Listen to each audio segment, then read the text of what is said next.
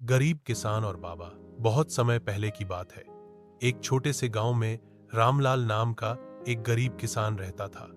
उसके पास थोड़ी सी जमीन थी, लेकिन उस पर इतनी उपज नहीं होती थी कि उसके परिवार का पेट भर सके।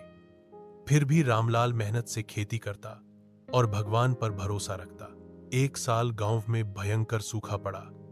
बारिश ना होने के कारण रामलाल की सारी फसल सूख गई। घर में खाने को अन्न का एक दाना भी नहीं बचा। रामलाल बहुत दुखी हुआ, लेकिन उसने हार नहीं मानी।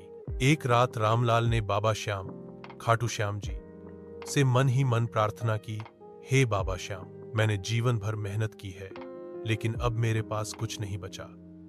मेरा भरोसा आप पर ही है, कृपा करिए बाबा।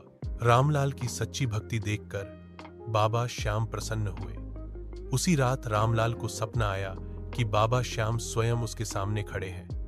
बाबा श्याम ने कहा, रामलाल, चिंता मत कर। सुबह सबसे पहले गांव के तालाब के पास जाना, वहां तुम्हें मेरी कृपा का चिन्ह मिलेगा।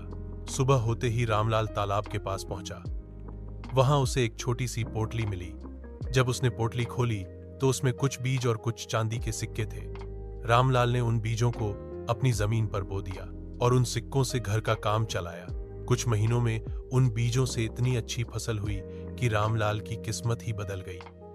उसके खेत लहलहा उठे और अब उसे कभी भूखा नहीं रहना पड़ा।